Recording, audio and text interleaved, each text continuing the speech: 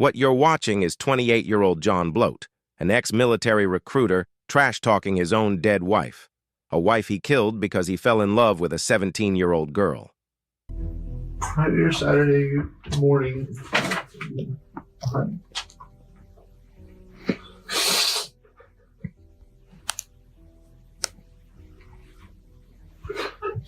Oh, I'm sorry. You're fine.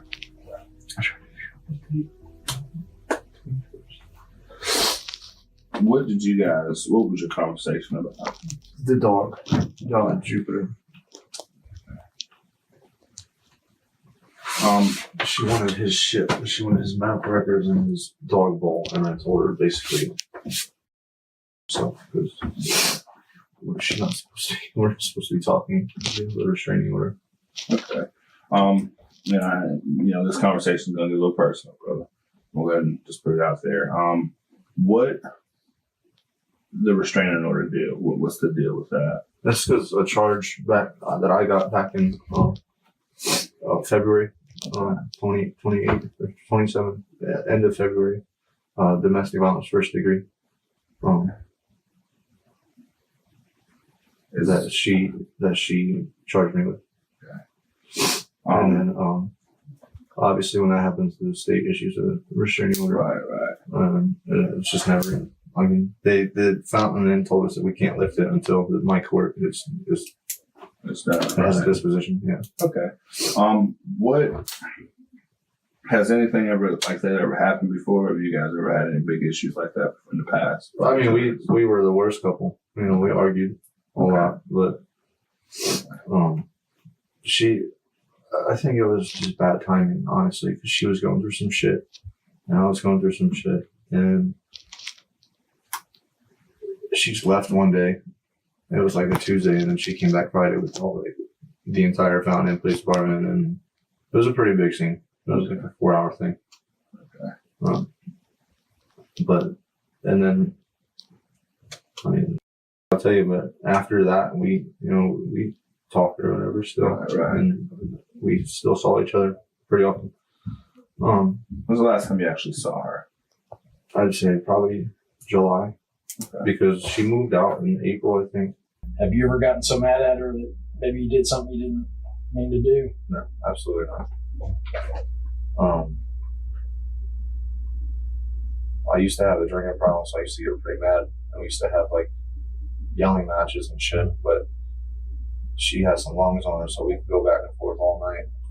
But I hadn't drank in 2 months now. It's just because I'm trying to turn my shit around. I don't know when this court date's coming up for me with this domestic violence. I don't want to be lost, when it hits. So I've just been trying to turn my shit around. Are you familiar with this abandoned house? Yeah. Okay. That's the spot. That's like what's the the spot? hangout spot. How come? I don't know.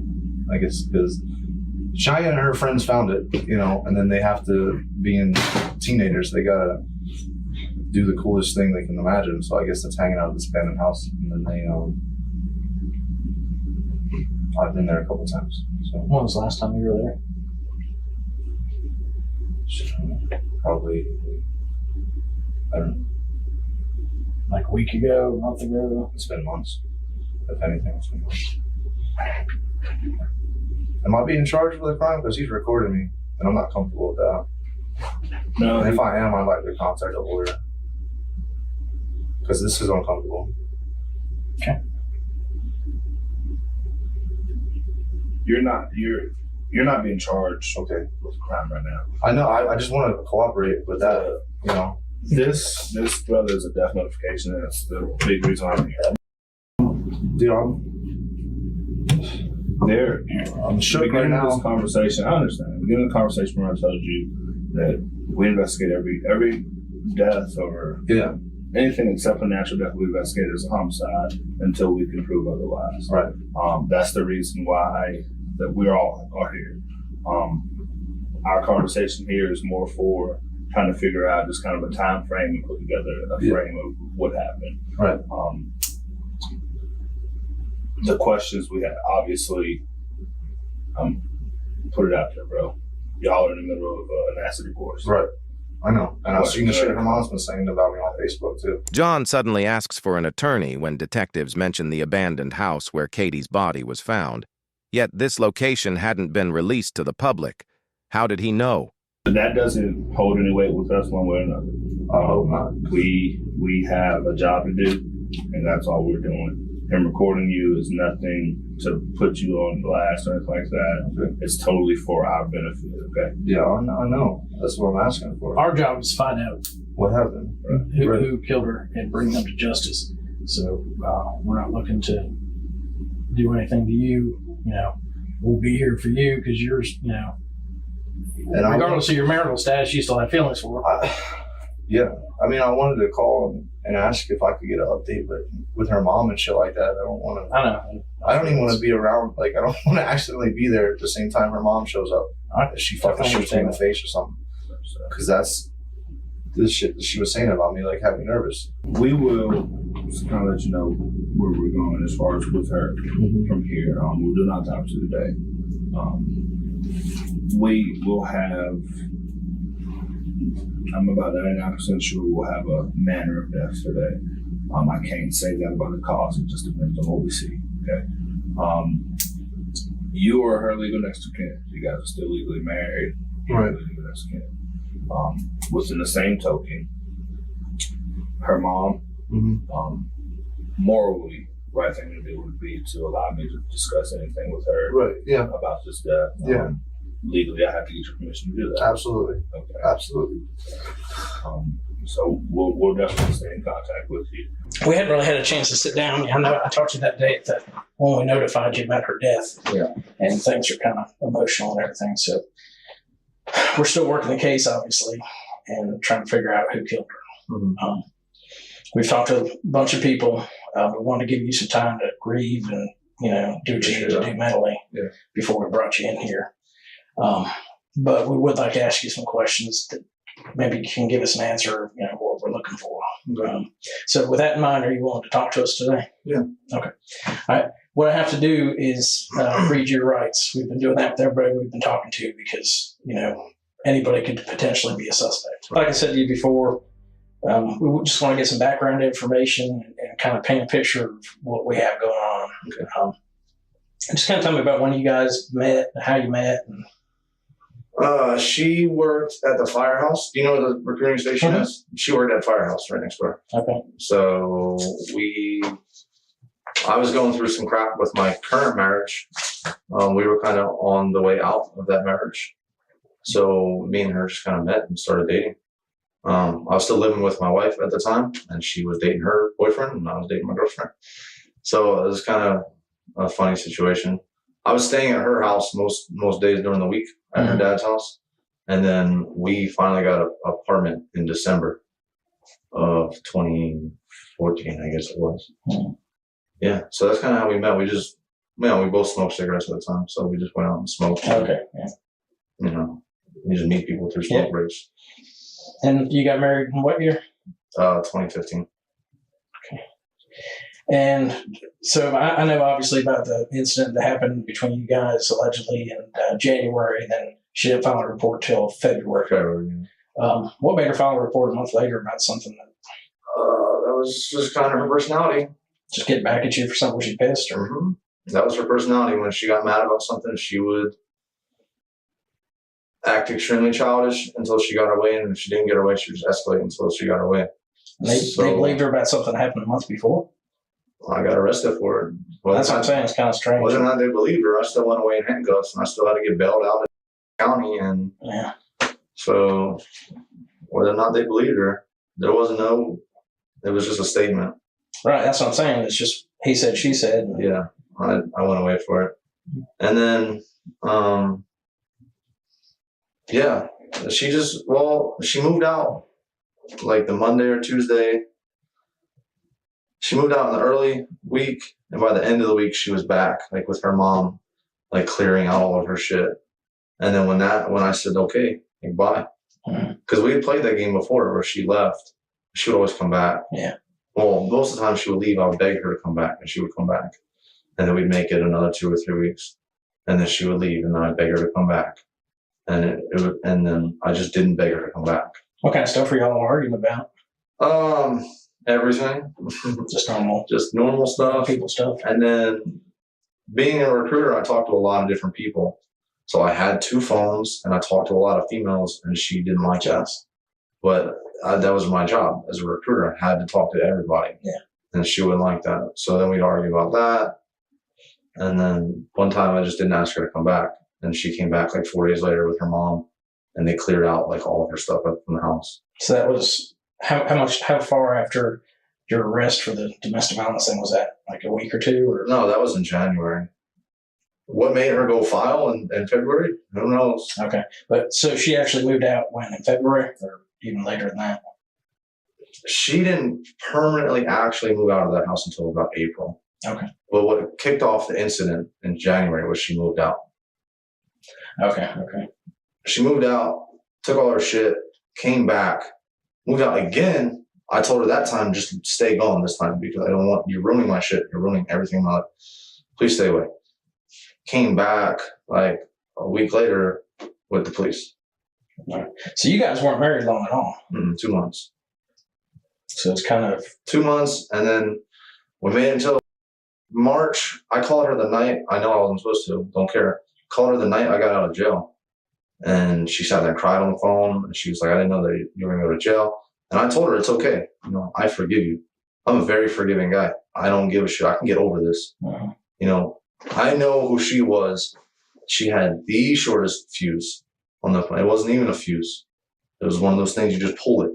It explodes. That was her personality. That's the personality. That's the person I knew. And I told her it's okay. That's fine. I'll take you back. I don't care. Let's just move on. And that lasted about 2 more months, probably till about the end of April into June. Or I guess that would have been May. Yeah. Does Hannah work, or where she do? She works in the mall. JCPenney's in the mall. Now, does she live with you full time, or is it kind of It's on and off. She stays when she wants. Okay. She lived with her parents otherwise? But we broke contact because she was dating already. Like, she's already been dating dudes. So I'm like, just move on. Like, leave me alone. Right. But I still get random texts, you know, in the morning. I look good today. I love you. Shit like that. Was she trying to get back with you? Or I couldn't really give you a good answer on that. My intention was to get back together with her. Still? Really? Yeah, at the end of this. Whenever my civil court was done, that's the last thing I told her, was that when this shit's all done and over with, I just want you to be there for me in that courtroom, and I will walk away from that courtroom with you. When you say civil court, you talk about The charge from your February. criminal case? Okay. Yeah. And what was going on with the military? Were they waiting to see what happened with that? Yeah. So that's why they had you over on Burgery Street Right. doing administrative stuff. They And then once that case got cleared, if it got cleared, then you'd be reassigned, or if it was like dismissed, cleared, yeah, they would have just sent me on the way. If something came of it, then they would have continued their investigation, see what they wanted to do about it. Okay. Probably just kick me out, more likely. is that? I mean, I've never been in the military, so I don't know how it works. But if you get charged with something serious enough, they just discharge you. Most of the time, yeah. Okay. Yeah, especially if it's a guilty verdict, they'll just dishonorably discharge you. Okay. So, and that's like the worst thing that could happen. It's like walking out the door with 2 felonies instead of 1. And I'm sure it's a lot of pride issue too, right? Yeah. I mean, you know, 10 years of my life and 2 years in Iraq. Yeah. Walk out the door. But I mean, and I told her, I said, it's already done. They can do what they want. But the last thing I told her was when there's a disposition, if it's not guilty and I get to walk out of that courtroom, I want to walk out with you. And she said that was fine. She said that's good. That's what I want too. And that was like 2 months ago. She's already dating this dude named Bill. And then she was dating some dude before that. And then she was dating some other dude. And I'm like, just be with them. Did that piss you off? Mm-mm. You had Hannah, right? Well, yeah, me and Hannah were dating. Not really. But, you know, she was living with me. So. Yeah. So for all intents and purposes, Katie thought you two were together. Right. And there's nothing I could have said otherwise. So. Oh, yeah, I mean, and then Cheyenne told her entire family that me and Hannah were dating. So then that's the story. We're dating. Doesn't matter what I say. So then since Hannah moved out back with her parents, no, I would say I'm not dating anybody. So she moves out. You move Crystal and Brandon in to help out with bills or whatever. It was pretty soon after they actually moved in. Yeah. Okay. Any other roommates? Hannah was living there for a little bit. Hannah. Yeah. While Katie was there, Hannah was going through some shit at home, so she asked Katie if she could move in. She said, "Yeah." We moved all her shit in. Wayne was still there, and then Wayne got. Well, then Katie left before Wayne got in his car accident. So she left, and then Wayne left, and then Crystal moved in, and then Hannah moved out. And now it's just us and Crystal.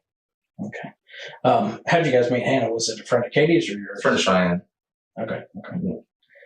And you and Cheyenne are pretty tight, right?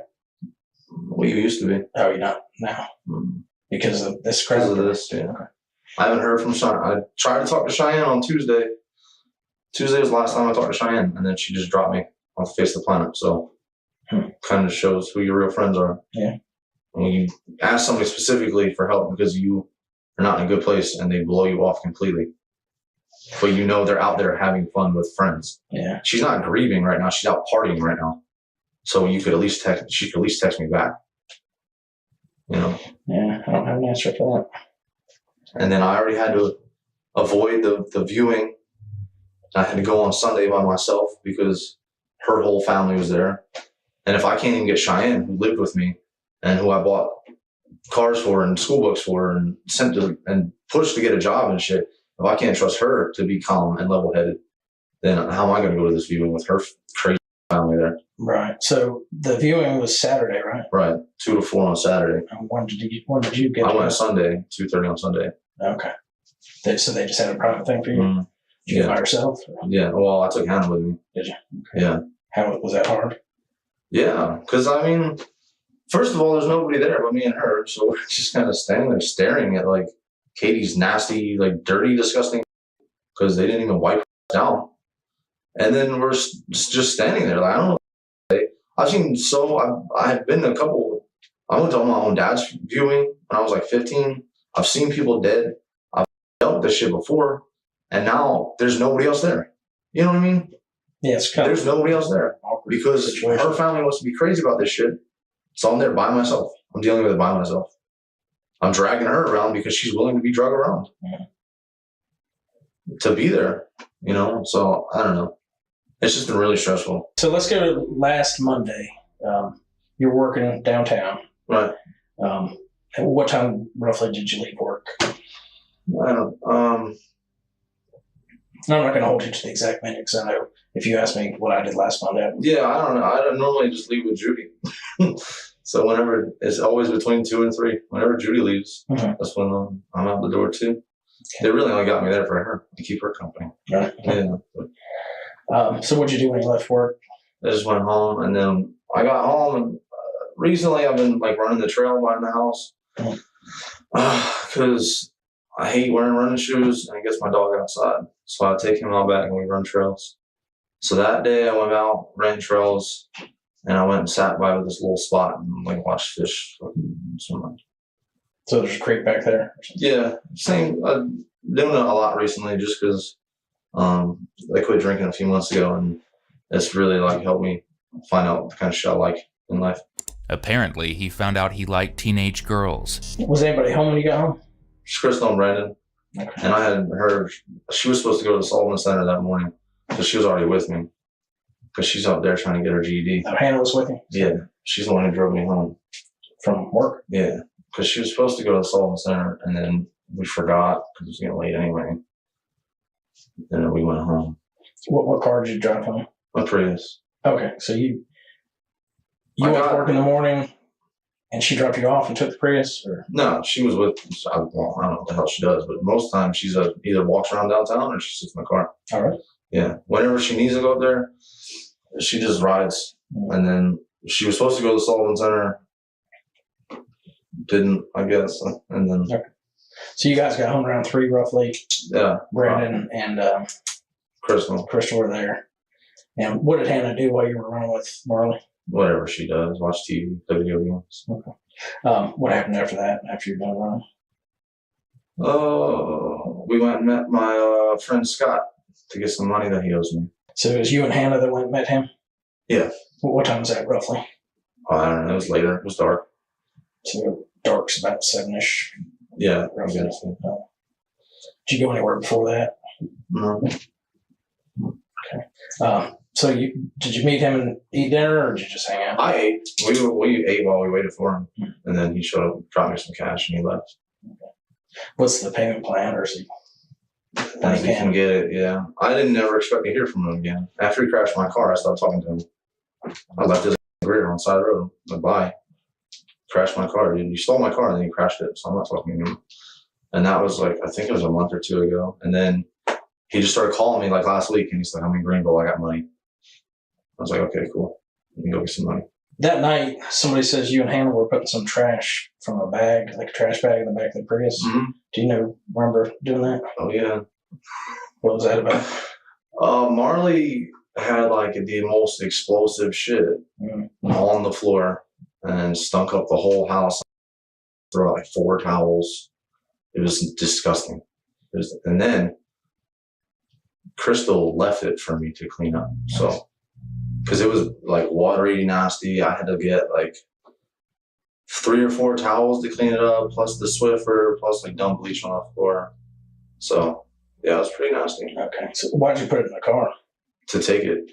Oh, okay. So, yeah, our trash is always filled up. We used to have this entertainment center. I just chopped it up. So it was like the trash can was full. So you took that when you went to go to Zaxby's? Or? Yeah, we were just going to throw it out on the way. Okay. Just that dumpster. All right. John blames dog feces for the trash bags, but surveillance footage tells a different story. Those bags contained clothes, weapons, and evidence linking him to Katie's murder. Now, a couple of questions. When we notified you that Wednesday morning, at work, myself and the bigger black fellow from the coroner's office, you never asked us, what had happened to Katie or how she died. Is there any reason where you? Yeah, I've explained this to a few people because like 20 people asked me that day what happened. Mm-hmm. I feel like there's nothing that could bring me. So you didn't really want to know? Yeah, there's nothing that information would bring me in the moment. Like I said, I've experienced death. And, in the military? Yeah, and that's never really done shit for me. No. A good friend of mine, a lieutenant, was stabbed after he got out in the military. He was overseas in the Middle East for school. He was stabbed to death. Him and his wife were stabbed to death. That brought me no comfort finding that out. Knowing he was dead, I just had a friend recently, and I still don't know, and I still don't want to know. It doesn't matter, because that's the end state. It is what it is. It is what it is. They're already dead, and how they died means nothing to me. Okay. So, and that's how I've been. I've probably seen people, being in the military, seeing people die, probably gives you that outlook. So, yeah. When was the last time you saw Katie face to face? And I know. And I'm not worried about this restraining order thing. Trust me, that's the least of our worries. The last time I saw her was Cheyenne had a doctor's appointment, and Katie was there with her at the doctor. Okay. And I just coincidentally had a doctor's appointment at the same exact office. I just switched over to a new doctor, and they were leaving as I was checking out. So when was that roughly? 2 or 3 months ago. I don't know. We could get an exact date. Okay. But yeah, that's the last time I saw her face to face. And I don't think she saw me until she was actually out the door. So we didn't talk or nothing. Now, she had been asking you for this paperwork for Jupiter, medical records or bills or something? Or medical records. Okay. And what else? A bowl or a leash or something? A dog food bowl. Dog food bowl. Had she called you one previous time and asked you to meet her, bring it? She called me multiple times, asked me to bring her that stuff. You said no? Yeah. First of all, Marley uses that bowl, and he needs that bowl. And it's dog medical records. It's dog medical records. You could probably walk up there to yeah, it's not like Hillcrest rules. There's no rules and regulations for dog medical records. So if you want, I feel like she was just using it as an opportunity to see me. To get you to come see her. And it wouldn't have been the first time. Right. There's been so many emergencies that come up. I need to see you right now for this. Just to get there and be like, you want to smoke a cigarette? Yeah, Don't. It's typical. So it wasn't the first time. We've heard a little bit about this abandoned house, that it was a hangout for a lot of these younger kids and whatnot. You've been there before? Yeah. Okay. When was the last time you were there? Probably a few months ago. Okay. And who you were there with at the time? I don't know. It's normally like a group of people. So it's always going to be the same group. I just don't know who was in the group at that time. So generally, name some of the people that would be there, not particularly at that time. But just... Cheyenne would be there. Allie would be there. Hannah would be there. I would be there. Wayne would be there. Maybe Cameron. Maybe Kimani. That's it from our little group that I can think of. Where would you guys park when you hung out there? That gravel. When we first started going, like back January, like last January, when they first showed it to me, that brush used to be cleared out so you could drive right up in there. Okay. And then nobody would be able to see your car, so you wouldn't have to worry about people messing with you. Yeah. Where would you guys hang out? In the house, outside the house? In the living room. And just kind of hang out. Been in the attic a couple of times. Because there's like a crawl space hole. I guess not crawl space, but like a hole. One of the closets you can climb up in the attic and hang out there. That's kind of stable. Mostly in the living room, because the rest of the house seems like at any moment it's going to collapse. Yeah. You ever been down the stairs in the basement? No. Okay. That kind of, because the one side's all flooded out, and then you can only climb down, and then the other stairs is like missing, like the last step, and it's all like, oh, sketchy. You can feel it. I don't know if you've gone down there, but you can feel it like every step, like wobbling back and forth. So like, you don't know how you're going to get back up. So you never decide to get out and check it out? No, hell no. Okay. Because you don't ever know how you're going to get back up. Blame you for that. Have you ever, and it would probably be jokingly, I would assume, made a statement to any of your friends about wanting to kill Katie? No. Ever said, well, if Katie dies, we'll get some money or we'll have money to do anything with? No. Okay. Have you ever gone up to any friends and said, hey, would you do me a favor and take my car, take my keys, my debit card, my phone, and go away for the weekend to Charleston, say, and that'll make it look like I'm out of town so I can kill Katie? No. Okay. So if somebody told us that, they're making that up? I believe so, yeah. Okay. That's the same type of shit that's been coming out of her family's mouth for the last 2 weeks. And I'm getting kind of sick of it because I don't feel safe in my house anymore. There's cars parked out front of my house during the nighttime. And I know I got PTSD and I know I'm watching them, but there's cars parked out front of my house. There's people driving by. And that's the type of shit, that's the narrative right there that's going to get me in trouble with some crazy driving down and shooting up my house in the middle of the night. Or somebody called my ex-wife yesterday. And that's got me scared. What's her name? You talked to her yesterday. But Catherine. Yeah, that's got me scared because my kid's there. And how did somebody get her number from here? How did somebody get her number from here? And then not just from here, not just from Simpsonville, but from some private number called her, so they can find my kid now. And that's the shit that's got me paranoid, pissed off. Because I can't sleep at night because I think something's going to happen in my house. That's all I got. So people say, oh, it's just stuff. Well, if my house burns down, what stuff do I have? I get a check from the insurance company for $100,000 to pay off the house, but I'm still sitting homeless. Yeah. So this pressure is coming from Katie's family? Yeah, it was on Facebook. We got pictures. We got screenshots. This shit was all on Facebook. People were giving out my address. People can't walk to my house the other night. Or standing out front of my house.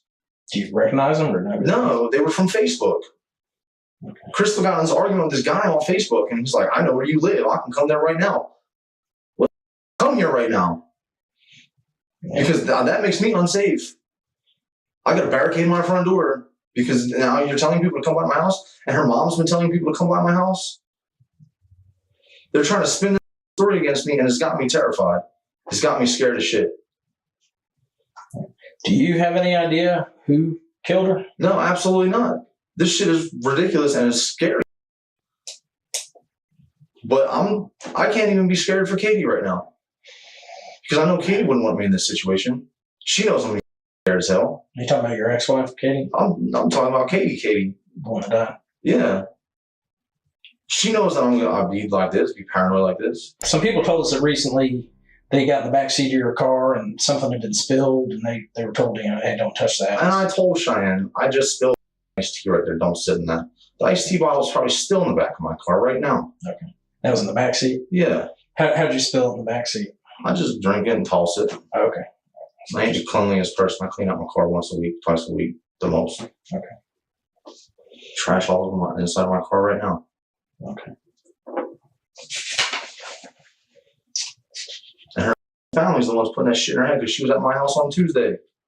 Just fine. Helping. We were both just fine, just talking to each other.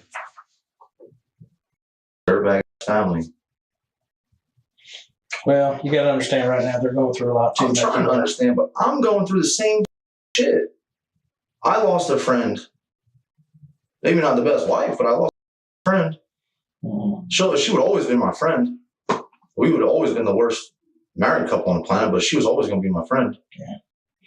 Yeah, sometimes people make great friends but terrible lovers or whatever. Right. That's the way we've seen it. We just the worst couple. But we were always the best friends. It's not until you started bringing the relationship back into it that we start arguing with each other. I got plenty of text messages where we're just nice to each other, just talking about our day. Yeah. But then, one of us would be like, so you're going to come home and, what are you doing right now? And then it would escalate to, we can't be in a relationship. We can't do this and that. So it's just got me stressed out too. Nobody gives a shit. So when she was asking for the paperwork for the dog and stuff, had you decided you were going to give it to her and No. meet up, or Totally. Okay, just because it's something she could go do herself? Yeah. She can buy another dog. Yeah, she works there. You tell me you pass by 1,000 dog bowls a day, you can't borrow one, you can't take one, and then I've been eating out since June. He needs this bowl. That's true. Yeah. So it's more of a thing, just a way to get you. Or, Yeah, I really think harp on you about. Sometimes, and Krista will tell you because she's seen her do it, is that sometimes she would make up a scenario or say she needs something just to get close because she can reel me back in. She's real good at it. Most suspects show compassion for the deceased. John shows only hatred and resentment, painting Katie as manipulative while refusing to acknowledge his own abusive, predatory behavior.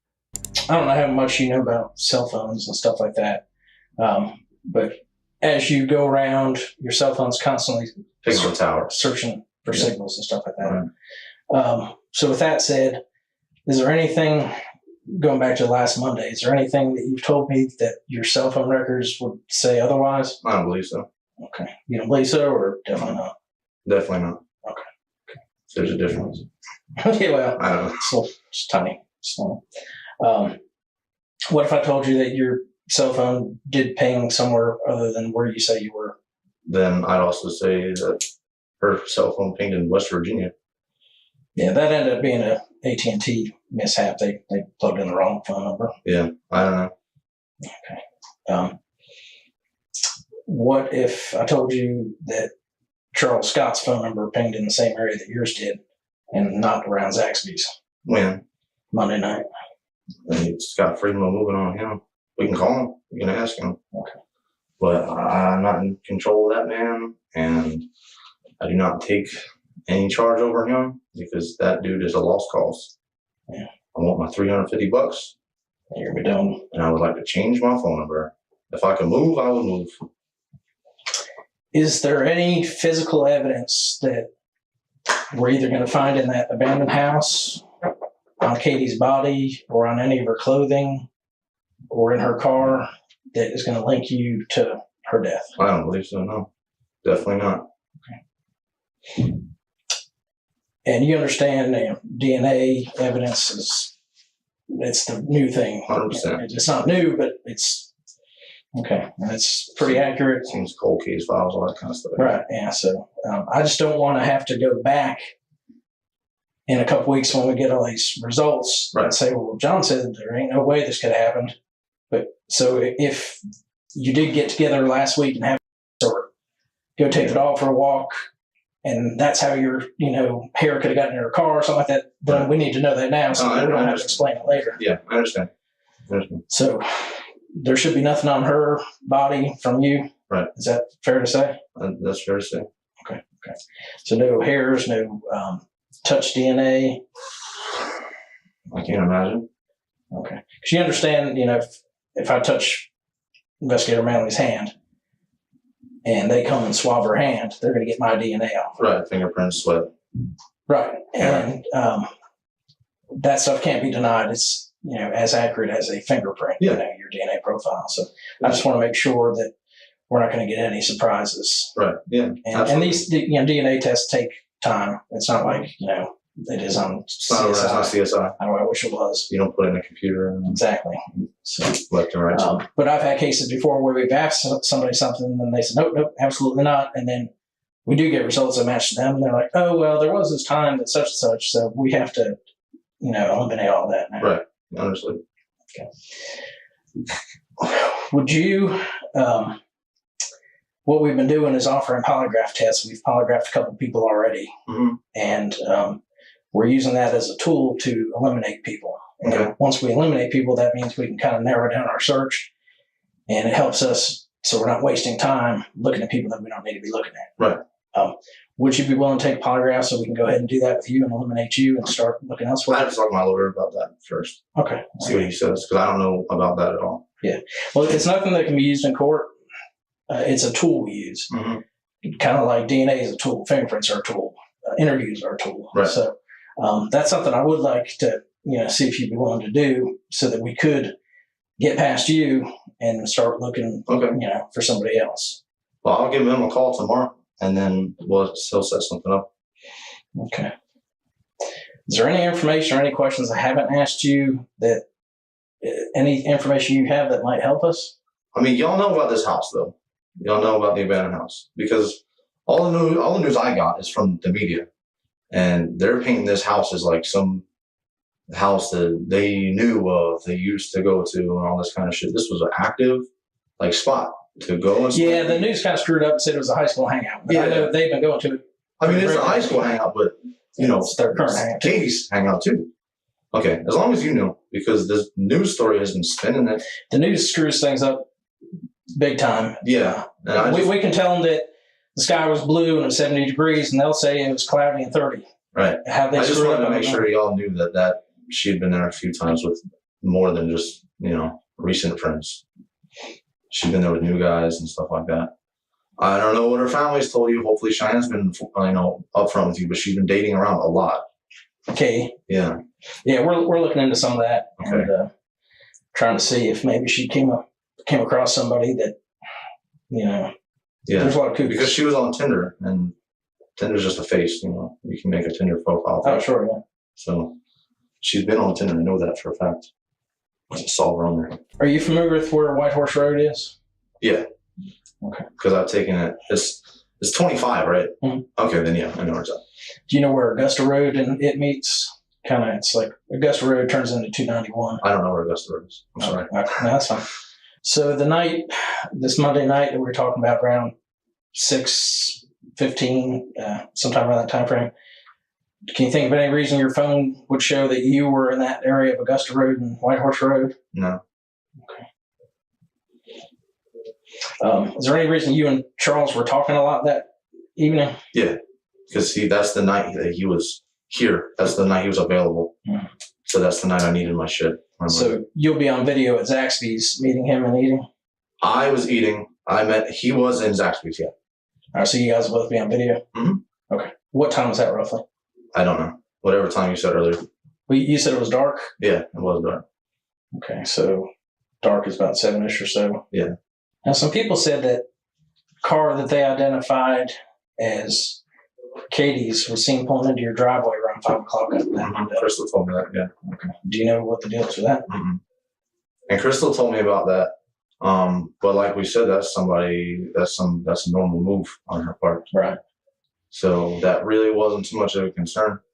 I didn't even follow up. I didn't text her or anything when she did that shit. So. Well, if that was her, why would she back out really fast? I don't know. Because you said she'd try and stop by. I'm not trying to read her mind, so. No, I understand. But you said that she would stop by and try and see the cat or stop by and bring Jupiter. When Right. was that? Do you know? I don't know. Like back in the summer or here Whatever I recently? said the first time. Okay. And then what happened Tuesday? What was your day like on Tuesday? Did you go to work? Tuesday, yeah, I went to work. I've been to work every day since. I'm just going to ask you point blank. Did you kill Katie? No. Okay. Do you know who killed her? No. This polygraph would really help us. It's not admissible in court. Like I said, it's nothing that you take could be used against you. They're not going to ask you about other off the wall stuff. They're going to ask you direct questions related to her being killed. And the quicker we can get rid of you as a suspect, we've already, like I said, we've done other polygraphs with other people, so it's not like we're targeting on you. Yeah. If we were, we wouldn't have waited a week and a day before we brought you in here. So that's what everybody's been telling me. So it's just got my head kind of straight. I've just been paranoid, man. Paranoid. I already got drug out of my house one time for not committing a crime. Do you have your cell phone with you? What kind of phone do you have? I got the V10, the LG V10. V10. Yeah. Does that have a lock code on, or how do you? Yeah, it's got a lock on. Is it like a number lock, or? Do you mind telling me what the number lock is? Yes, I do. That's my pin for everything. I'm not going to tell you that. Okay. Next thing I know, you taking out $20 on the bank. No. That's all I got. I'm a pretty honest guy. When it comes to money. That's all I got right now is my $20. I need gas money. One of the things that we're doing with people is getting swabs from their mouth. It's basically skin cell samples that we use to create a DNA profile. Right. It's just basically a big Q-tip, swab it on the inside of the mouth, and then submit that to create a DNA profile to compare to evidence that we get. Are you okay with that? I'll talk to my lawyer about it. Yeah. Okay. Well, what we've been doing with people is we've been getting search warrants to get them. That way we don't have to mess around with, I do or I don't, or I need to call my mom or, stuff like that. So I've got a search warrant to get your DNA. Okay. Like I said, you're not the first one. I can show you, other people we've gotten it from. That's fine. I'm not going to fight a warrant. I'm not going to fight the court. Yeah. I mean, that's one of those things. A couple other things. We do have a warrant for your phone. So I need you to turn that over. Can I text my boss? You can write down a phone number and call them, but I can't let you make any calls or any texts. Okay. You got all the numbers you need? I'm just waiting for it to lock. Okay. I'll go ahead. I need the phone. Like I said, we got a search warrant. Okay. So go ahead and hand the phone over to me. Where's the warrant at? Oh, it's right here. You'll get a copy of it in just a second. I just want to see it before I give up my shit.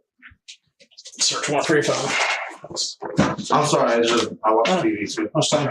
List your phone number. Cell phone. Like color cell phone, unknown manufacturer, belonging to John Blauvelt, gives your date of birth, and the assigned telephone number. That's signed by Judge Dean Ford. Okay. Sounds good to me. Should I send that text message to Australia?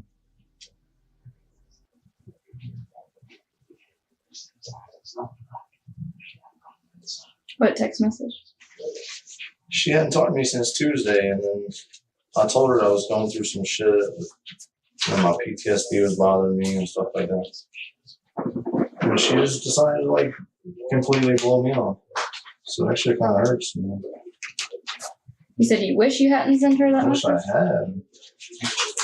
Sent her what message? She sent a thumbs up a few hours ago. A few hours ago today? Yeah. In response to what? In response to nothing. She just sent me a thumbs up. And I was like, what? That's okay. You can't leave somebody out to dry for 4 days and then come back. Hand me my cell phone. And then be like, thumbs up. We're cool. That's what that meant? Oh. Either because if you send somebody a thumbs up, you're sarcastic as hell. Okay. Something like that. Yeah. It's just that it's been 4 days since I talked to her. So I don't know. I mean, you're a female. You can tell me. What's a thumbs up mean 4 days in?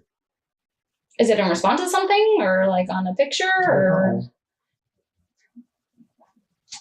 I have no idea. That's what I thought too. Yeah. I was like, okay. So she hasn't talked to you and then all of a sudden she sends that to you? She hadn't talked to me since Tuesday. And you said you wish you had sent her a message. Well, what would I wish I had sent her a message. I typed out a big message you can't drop people like that. You can't drop friends like that. And then 4 days later be like, oh, we're cool. No, dude. Not when people really have shit going on in their head. Not when people are really I was there for her, and she made no attempt to be there for me. I went through the same shit everybody else went through. She didn't make no attempt to get. Nobody told me about the viewing. I had to find out all that shit a lot more. And then you want to come back to me like, hey, we're cool. No, we're not. That shit hurts, man. Everybody knows I ain't got no family. Just me. You do not want to get wrapped up in catching a murder charge. Right. You're 17 years old. You have your entire life ahead of you. Mm-hmm. You may love John, and you may think you two are going to get married and walk down the yellow brick road. Okay? But no man and no woman is worth going to prison for. Mm-hmm. Do you agree? Yes, sir. Okay. If you know something and you're trying to cover up for it, you're going to go down with the person who did this to her.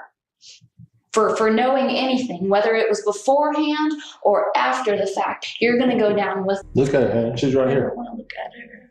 That's your friend. I don't want to do this anymore. Don't want to do what? Don't want to help us find out who killed her? Can I please leave? Can I please leave? Hannah, this is a friend of yours that we're trying to do. And I want to help, but I can't. At trial, John was sentenced to life in prison without parole for murdering Katie. Hannah received just 3 years of probation for obstruction of justice and concealing a felony.